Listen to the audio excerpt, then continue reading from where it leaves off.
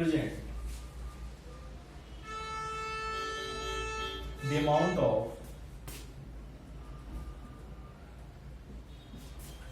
of solute and solvent, the amount of solute and solvent present in a solution,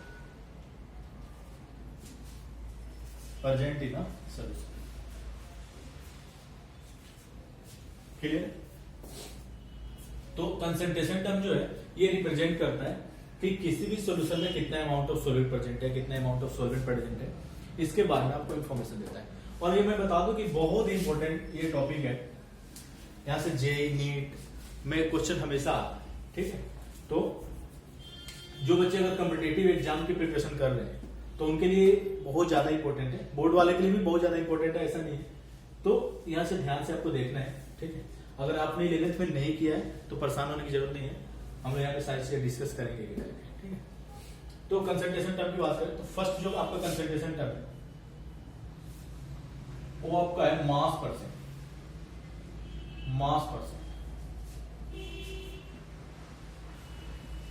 या हम लोग इसे W/W भी वेट परसेंट, W/W परसेंट लिख सकते हैं। अब देखो इंपॉर्टेंट चीज यहाँ पे ये है, मास परसेंट के बारे में अगर हम बात करें तो मास परसेंट का जो फॉर्मूला है वो उतना इंपॉर्टेंट नहीं है, इसका रिप्रेजेंटेशन इंपॉर्टेंट है, ठीक है? तो मास परसेंट जो है ये क्या रिप्रेजेंट करता है इसके बारे में हम जानते हैं, ठीक है? तो अगर मास परसेंट की बात करें तो ये आपको रिप्रेजेंट करता है, ये आपको बताता है ये है कि किसी भी सॉल्यूशन में, किसी भी 100 ग्राम सॉल्यूशन में कितना अमाउंट ऑफ सॉल्यूट प्रेजेंट है, इसके बारे में इंफॉर्मेशन आपको क्लियर? तो बहुत इजी है, आपको परेशान होने की जरूरत है नहीं, ठीक है? तो अगर सैंपल आपका 100, हमेशा ही इसमें इंपॉर्टेंट चीज ये है कि हमेशा ही आपको सैंपल जो है 100 ग्राम लेके चलना है। मास परसेंट में आपको सैंपल कितना लेना है? 100 ग्राम। 1000 ग्राम भी ले सकते हैं, कोई इश्यू नहीं है, लेकिन सब लोग 100 ग्राम लेके चलते हैं तो हम लोग 100 ग्राम लेके चलते हैं, ठीक है? तो हमेशा ही आपको सैंपल जो है 100 ग्राम लेके चलते हैं, क्लियर है? तो मास परसेंट आपको ये इंफॉर्मेशन देता है कि किसी भी 100 ग्राम सॉल्यूशन में कितना अमाउंट ऑफ सॉल्यूट प्रेजेंट है, this is the mass percent, clear है? तो एक लाइन हम लोग यहां पे लिख सकते हैं, it is used to represent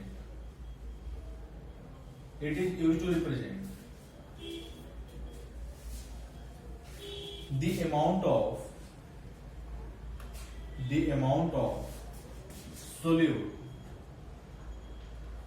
present in a 100 gram of solution, 100 gram of solution.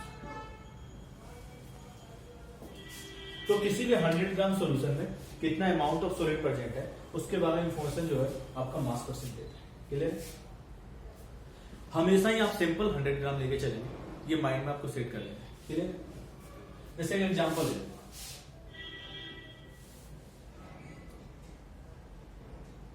10%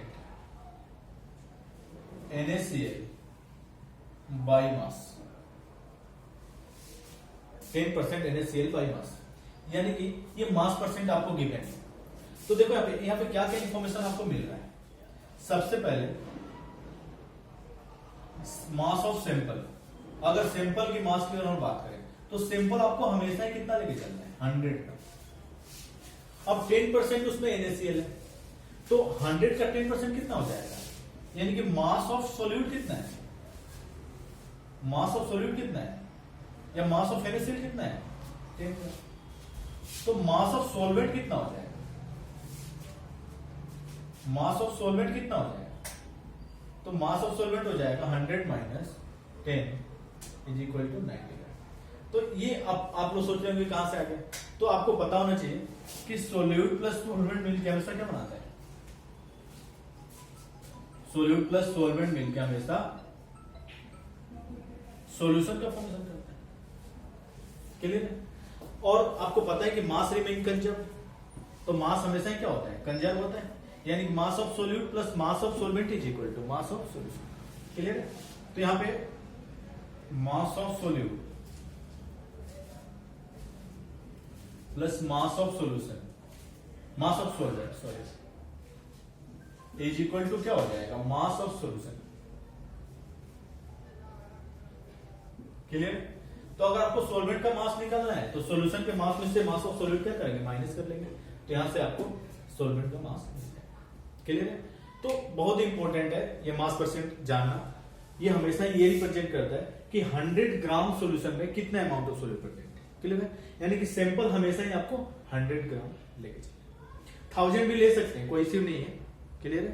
लेकिन सब लोग 100 ग्राम लेते हैं तो हम लोग भी 100 ग्राम लेकर डिस्कस करेंगे। क्लियर? नेक्स्ट जो आपका टॉपिक है ये हो गया, आई होप ये क्लियर हो गया। तो नेक्स्ट कंसंट्रेशन जो टर्म है आपका वो है volume percent. Volume percent, volume percent. Second जो कंसंट्रेशन टर्म है आपका वॉल्यूम परसेंट।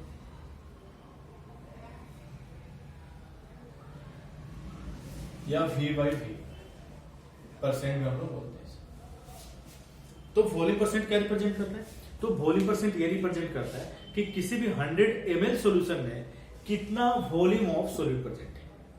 दोनों में इंपॉर्टेंट चीज ध्यान रखना है, उसमें 100 ग्राम सॉल्यूशन में कितना अमाउंट ऑफ सॉल्यूट प्रेजेंट है, यहाँ पे 100 ml सॉल्यूशन में कितना वॉल्यूम ऑफ सॉल्यूट प्रेजेंट है।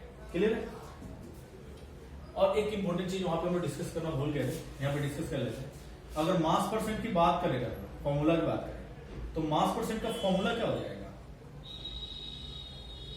मास परसेंट का फॉर्मूला जो आपको हो जाएगा mass of solute, mass of solute divided by mass of solution, mass of solution into 100। Clear है? परसेंट आपको लेना है तो क्या करेंगे, अब देखो यहां पे इंपॉर्टेंट चीज, मास ऑफ सॉल्यूट और मास ऑफ सॉल्यूशन के रेशियो को हम क्या बोलते हैं, तो इसे हम बोलते हैं mass fraction. Mass fraction. Clear है? तो एक एक चीज ही हम लोग क्लियर करते चलेंगे कि कहीं भी आपको कंफ्यूजन ना हो, कुछ भी छूटे ना, और आप अच्छा स्कोर कर पाए अपने 12th के एग्जाम में। ठीक है? और बाकी कहीं भी डाउट्स हो तो आप कमेंट में पूछ सकते हैं। तो ये आप फॉर्मूला नोट कर लेंगे, वहां हम लोग मिस कर गए थे इसी चीज। तो आई होप ये क्लियर हो गया। लेकिन मैं एक चीज बता दूं कि मास परसेंट, वॉल्यूम, ये कंसंट्रेशन टर्म का रिप्रेजेंटेशन जो है वो ज्यादा इंपॉर्टेंट है इसके फॉर्मूले से। ठीक है? तो इसके रिप्रेजेंटेशन को ध्यान में रखना है। अगर आपका रिप्रेजेंटेशन के बारे में नहीं पता है तो फॉर्मूला जान के भी आप न्यूमेरिकल्स नहीं कर पाए। क्लियर है? तो इसके रिप्रेजेंटेशन के बारे में जानना जरूरी है। फॉर्मूला भी याद रखना है, इसे स्किप नहीं करना है, लेकिन इसके रिप्रेजेंटेशन ज्यादा इंपॉर्टेंट है। क्लियर? तो ये मास परसेंट हो गया। नेक्स्ट हम लोग वॉल्यूम परसेंट डिस्कस कर रहे हैं। तो वॉल्यूम परसेंट क्या होता है, मैंने बताया था कि 100 ml सॉल्यूशन में कितना वॉल्यूम ऑफ सॉल्यूट प्रेजेंट है। यहां पर एक लाइन लिख सकते हैं, it represent the volume of solute, it represent the volume of solute present in 100 ml of solution, present in 100 ml of solution। Clear है? तो 100 ml सॉल्यूशन में कितना वॉल्यूम ऑफ सॉल्यूट प्रेजेंट है, तो ये आपको रिप्रेजेंट करते हैं वॉल्यूम परसेंट। क्लियर? जैसे हम लोग एग्जांपल ले लें, 10% HCl बाय वॉल्यूम। क्लियर? तो यहां ये क्या रिप्रेजेंट कर रहा है, सबसे पहले मास ऑफ सैंपल या mass of volume of solution, ये अंडरस्टूड है। यानी कि सॉल्यूशन या सैंपल का वॉल्यूम हमेशा हम लोग कितना रखेंगे, हमेशा ही याद रखना है, ये बोलना नहीं है, 100 है। अब 10% इसमें HCl है, यानी कि सॉल्यूट कितना है, 10% है, तो वॉल्यूम ऑफ सॉल्यूट कितना हो जाएगा, 100 ml है टोटल सैंपल, इसमें 10% HCl है, तो वॉल्यूम ऑफ HCl आपका कितना हो जाएगा, वॉल्यूम ऑफ HCl या सॉल्यूट बोल सकते हैं, ये हो जाएगा 10 ml। और वॉल्यूम ऑफ सॉल्वेंट कितना हो जाएगा,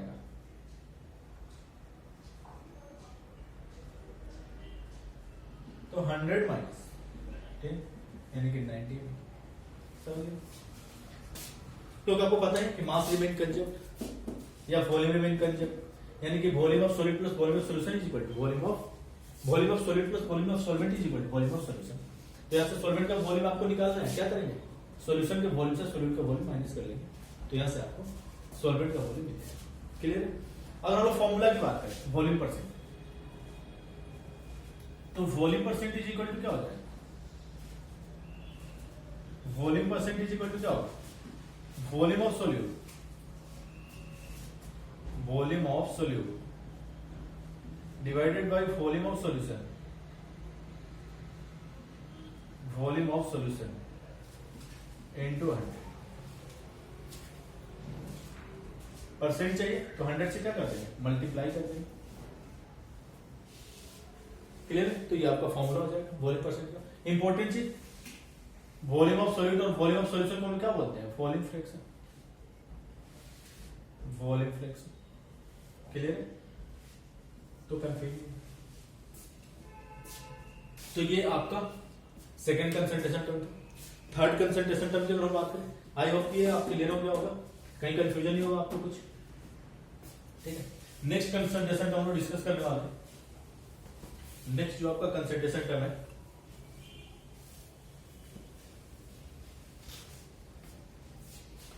तो नेक्स्ट कंसंट्रेशन टर्म आपका है mass by volume percent, mass by volume percent, mass by volume percent, या हम लोग W बाई V परसेंट। तो मास बाई वॉल्यूम की अगर हम बात करें तो मास बाई वॉल्यूम क्या रिप्रेजेंट करते हैं, मास बाई वॉल्यूम परसेंट क्या रिप्रेजेंट करता है, तो ये बताता है कि 100 ml सॉल्यूशन में कितना अमाउंट ऑफ सॉल्यूट प्रेजेंट है। क्लियर है। तो यहां से हम एक लाइन लिख सकते हैं। अब तो आपको क्लियर हो गया होगा, अब इसमें कंफ्यूजन कुछ होगा नहीं। It represent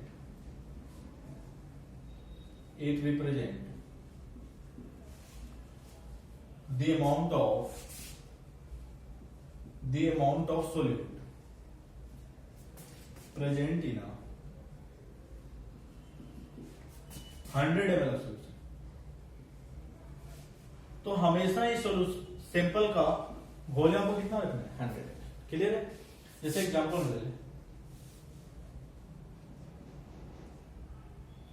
10% mass by volume of NaCl या NaCl, यानी कि सैंपल का वॉल्यूम कितना है या सॉल्यूशन का वॉल्यूम कितना हो जाएगा, volume of solution, volume of solution कितना हो जाएगा, तो ये आपका हो जाएगा वॉल्यूम ऑफ सॉल्यूशन की अगर बात करें तो सैंपल हमेशा ही 100 है। मास ऑफ सॉल्यूट कितना हो जाएगा, तो मास ऑफ सॉल्यूट जो हो जाएगा आपका 10 ग्राम। क्लियर है। अब देखो यहां पे अगर सॉल्वेंट का मास या वॉल्यूम पूछता है तो आपको यहां पे कुछ ना कुछ इन्फॉर्मेशन होगा, जैसे डेंसिटी गिवन होगा या कुछ ना कुछ इन्फॉर्मेशन होगा जिससे आप सॉल्वेंट का मास या वॉल्यूम कैलकुलेट कर पाए, तो उसके लिए परेशान नहीं होंगे। क्लियर है। यहां पे डेंसिटी आपको गिवन है, जैसे अगर डेंसिटी ऑफ सॉल्यूशन आपको गिवन है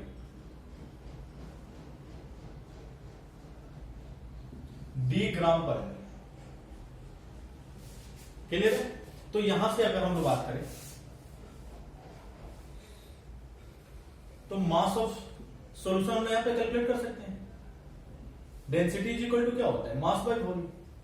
तो मास इज इक्वल टू क्या हो जाएगा, डेंसिटी इंटू वॉल्यूम। डेंसिटी आपको गिवन है D ग्राम पर ml और वॉल्यूम आपको पता है 100 है। तो ml से ml आपका कैंसिल हो जाएगा, कितना आ जाएगा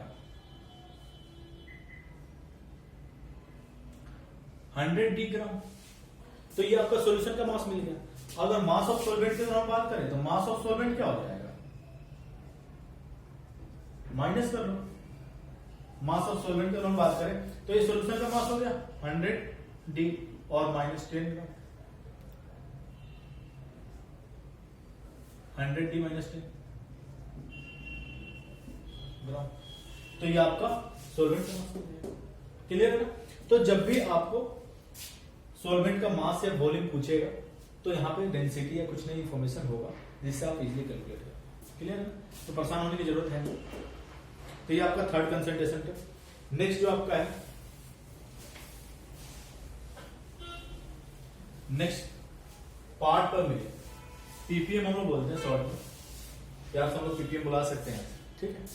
सब लोग बोलते हैं तो हम लोग बोलते हैं पार्ट पर मिलियन, पार्ट पर मिलियन पीपीएम। तो पार्ट पर मिलियन कंसंट्रेशन टर्म हम लोग कब यूज करते हैं? तो जब भी बहुत ही स्मॉल अमाउंट में अगर सोल्यूट प्रेजेंट हो सोल्यूशन में, तो उस केस में हम लोग उसको किस में रिप्रेजेंट करते हैं? पीपीएम में। क्लियर है ना? बहुत इंपॉर्टेंट चीज, जब भी स्मॉल अमाउंट में सोल्यूट प्रेजेंट हो तो उसको हमेशा ही हम लोग पीपीएम में रिप्रेजेंट करें। क्लियर? तो यहां पे हम लिख सकते हैं part of solute, part of solute divided by part of solution, part of solute divided part of solution into 10⁻⁶। Clear है? तो ये पीपीएम का आपका फॉर्मूला हो जाएगा। अगर डेफिनेशन की हम बात करें तो डेफिनेशन क्या हो जाएगा? If the small amount of solute is present in a solution then it is convenient to represent in PPM. Clear? तो ये इंपॉर्टेंट चीज है, ध्यान रखना। नेक्स्ट जो कंसंट्रेशन टर्म आपका फिर मोल फ्रैक्शन, बहुत इंपॉर्टेंट। मोल फ्रैक्शन हम लोग इसे काई से रिप्रेजेंट करते हैं। एक्स भी बहुत लोग बोल लेते हैं, तो आप भी बोल सकते हैं, ऐसा कोई इश्यू नहीं है, लेकिन एक्चुअल जो रिप्रेजेंटेशन होता है वो काई होता है। तो मोल फ्रैक्शन होता क्या है? तो अगर हम लोग मोल फ्रैक्शन की बात करें तो मोल फ्रैक्शन सिंपल अगर हम लोग यहाँ पे देखें तो ये सिंपल रेशियो होता है, जिस भी कंपोनेंट का आपको मोल फ्रैक्शन चाहिए उस कंपोनेंट का रेशियो अपन टोटल। तो यहाँ पे सिंपल हम लोग इतना लिख सकते हैं,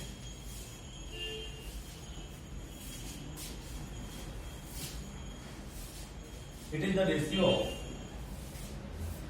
ratio of moles of that component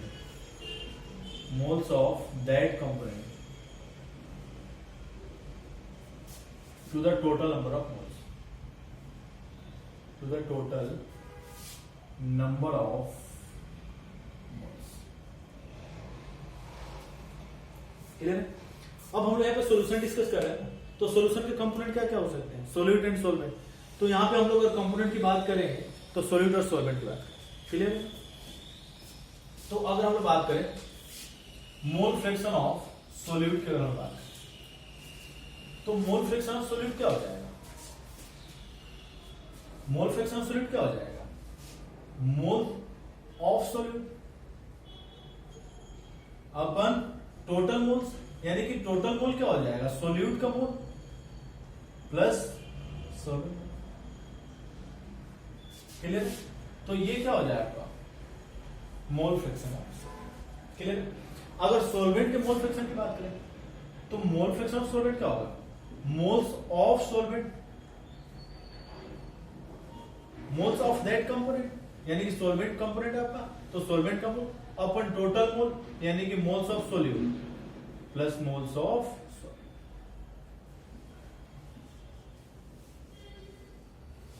clear? और एक इंपॉर्टेंट चीज कि sum of mole fraction of solute plus mole fraction of solvent is equal to unity.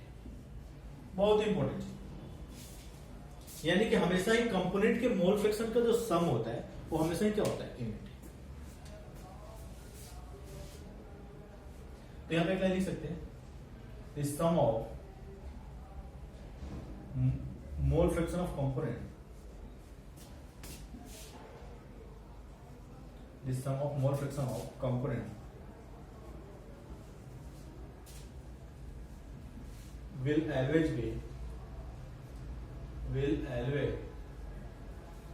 be unity।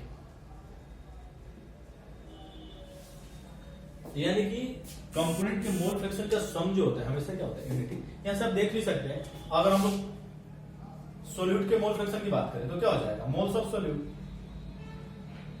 Plus moles of solute plus solvent, moles of solute plus solvent.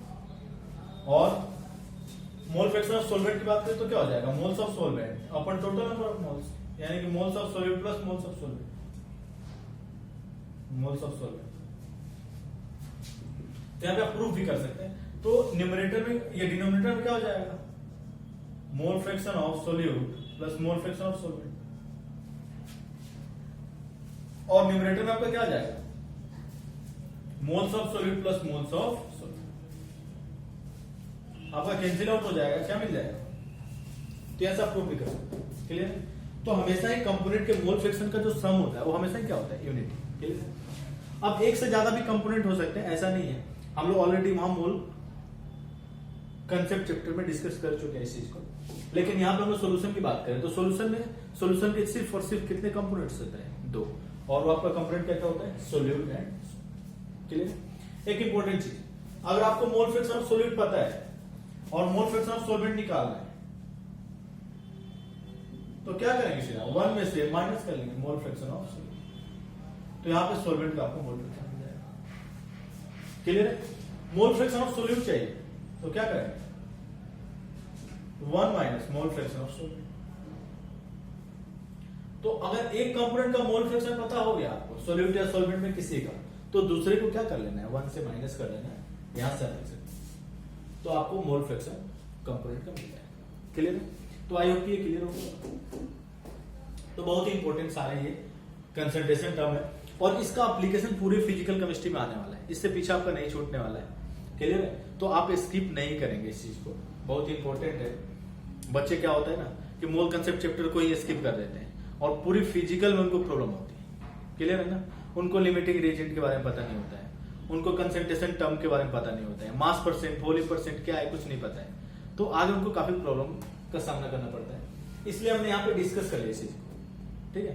क्योंकि generally क्या होता है कि सब जो भी लोग पढ़ाते हैं तो ये सोचते हैं कि बच्चा तो पढ़ के आया 11 से तो उसे तो क्लियर ही होगा, और बच्चे सर हमारे कुछ बोलते नहीं क्लास में कि सर आप बता दें मुझे, उनको इंसल्ट सा फील होता है। तो सर हमारा नहीं है, एक एक चीज हम लोग जब भी कोई टॉपिक चैप्टर में इंक्लूड होगा उससे हम लोग डिस्कस करेंगे, चाहे ऑलरेडी पढ़ा हुआ क्यों ना, ठीक है? तो आपको परेशान होने की जरूरत नहीं है। तो ये आपका 5th concentration term, I hope clear हो गया होगा। नेक्स्ट जो आपका कंसंट्रेशन टर्म बहुत ही इंपॉर्टेंट मोलारिटी।